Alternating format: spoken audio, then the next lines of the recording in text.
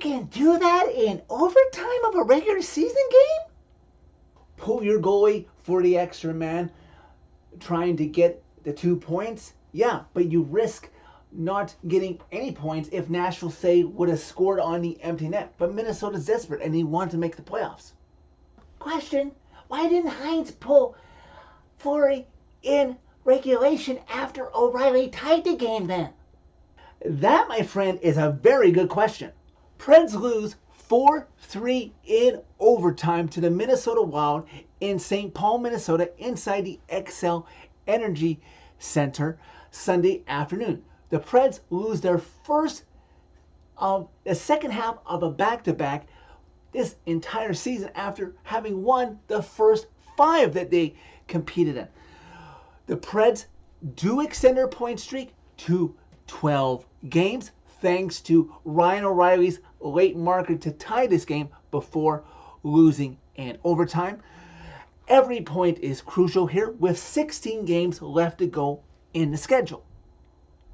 Does everybody just want me to jump to the third period? Because that's where the action really started, wasn't it? I'll just quickly summarize the first 2 periods. First period was pretty much even. We had a couple of scraps, and Robbie Stanley has asked a bunch of players off the record on the Preds roster if they hate the Wild. Yeah, they pretty much hate the Wild, and I can say as a member of this fan base for a long time, so do I.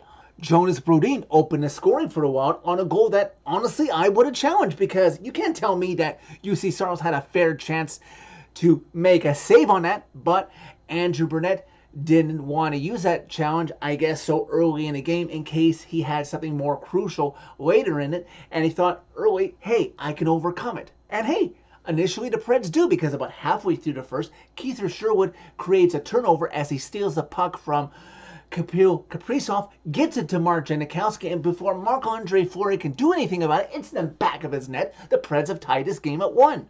First period was tied at 11 shots apiece. In the second period, a period that the Preds outshot the Wild 10-7, by the end of that 20 minutes, Łuki Evangelista gives what would be the Preds' only lead of the game off of a lucky bounce. But hey, you got to be good to be lucky and lucky to be good.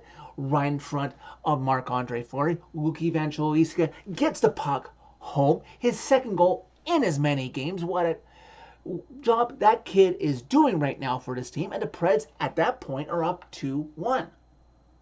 And just when it looked like the Preds might escape the second period with the lead intact, just under 3 minutes left to go in the period, Ryan O'Reilly gets tagged with interference on Joel Eriksson Ek, and eventually Wild are crash banging in front of the Preds net.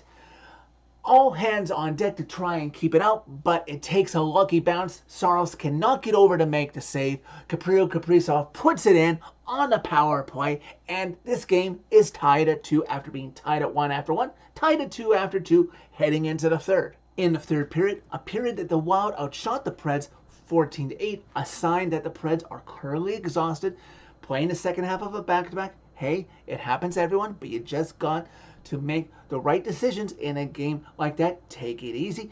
Don't make any mental lapses and try to look for your opponent to make the slightest mistake that you can take advantage of. But unfortunately, that is exactly what happens to the Preds, a mental lapse, as under 8 minutes left to go in regulation, newly acquired Predator Anthony Villiers with a mental lapse. He's in the neutral zone. He has the puck. All he has to do is try to get it off the board into the Wild zone. I don't know what the heck he was thinking with a cross-ice pass to a teammate that Ryan Hartman, former Predator Ryan Hartman, reads perfectly, intercepts it, goes in as Luke Shen tries to scramble back to help bail out his goalie. I cannot fault Saros at all as he says a prayer as Hartman goes backhand, gets it, roof job in the net. Preds are in a hole as they are now down 3-2. Time is ticking away now. Under 3 minutes left to go. Oh, the refs call Joel Eriksson Ek for hooking on Phil Forsberg. The Wild faithful do not like it.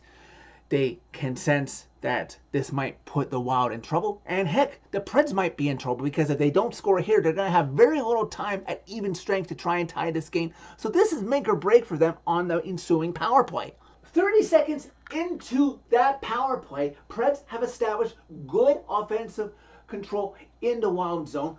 Roman Josi gets a puck over to, and the man they called a factor, Ryan O'Reilly, takes a stripping shot through a screen that gets through Fleury before he can make an attempt to stop it. His 24th of the season, just what the Preds needed to try and keep this point streak alive. The Preds have tied this game amazingly at 3.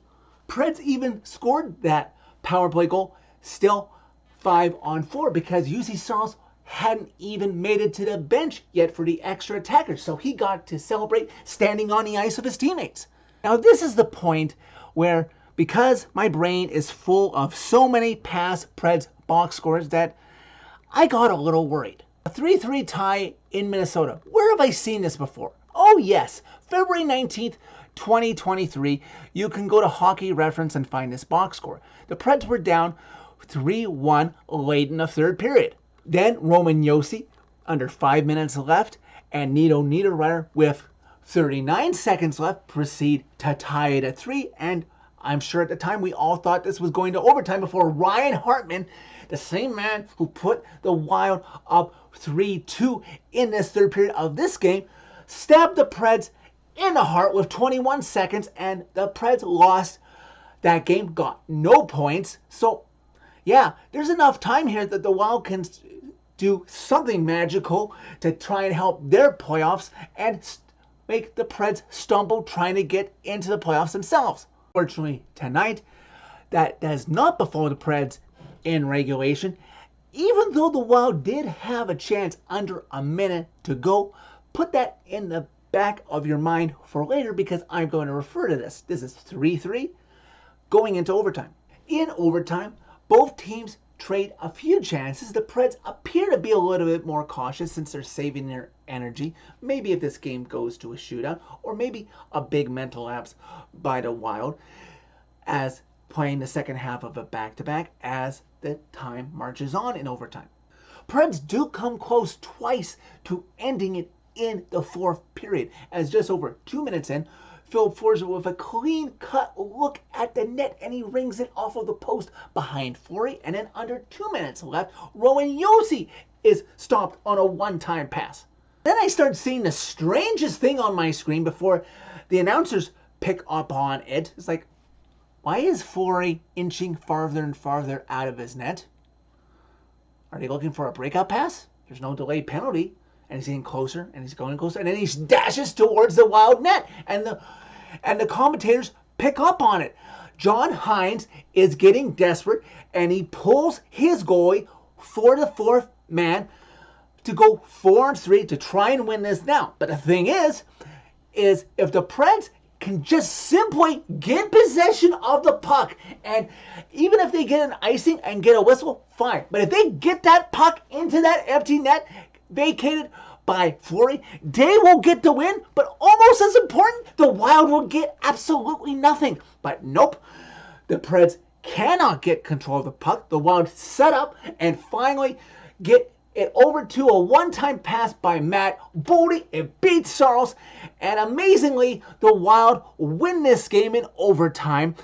Preds extend their point streak to 12 games, but the Wild get the 2 points and win it 4-3.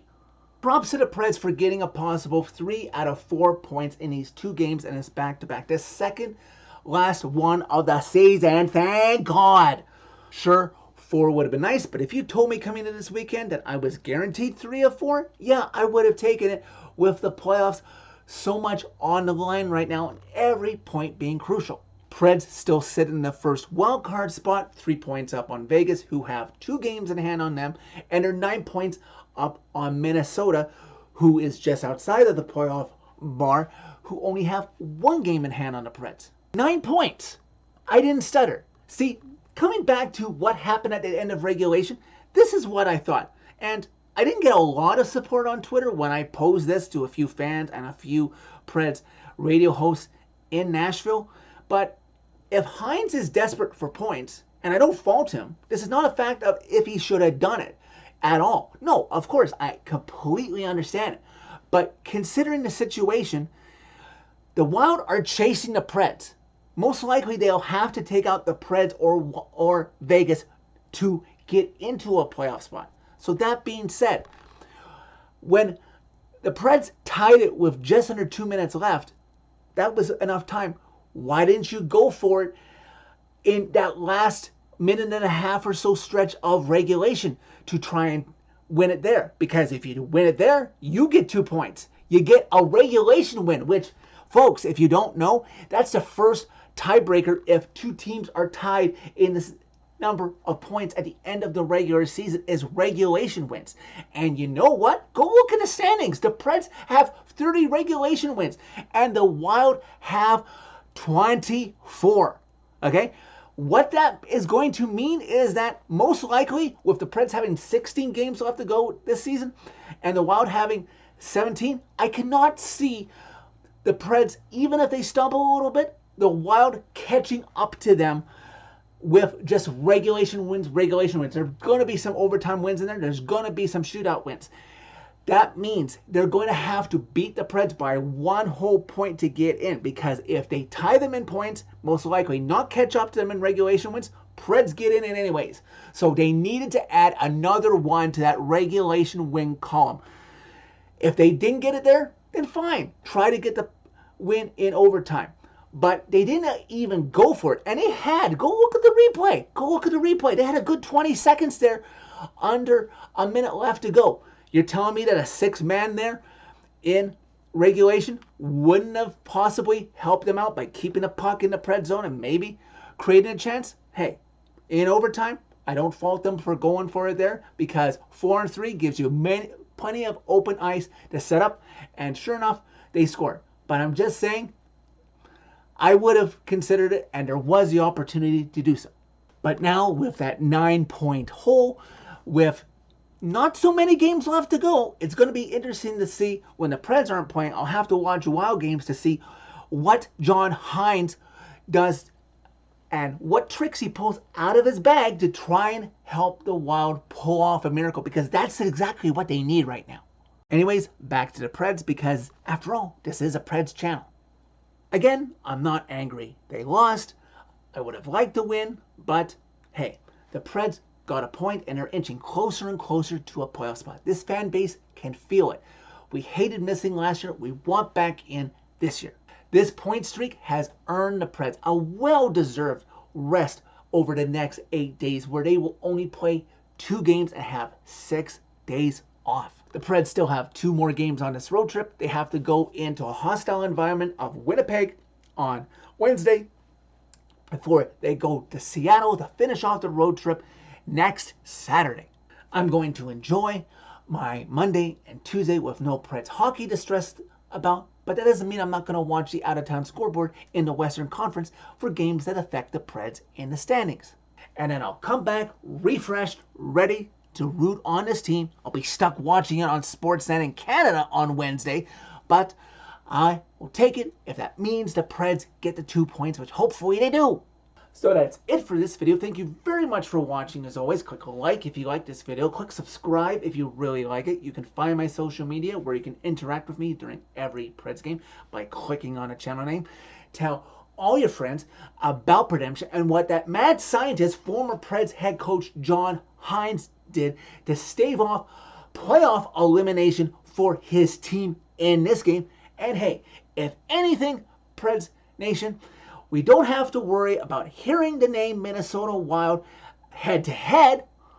I don't know about catching us, don't think so. Or the name John Hines until next season. And I mean next season.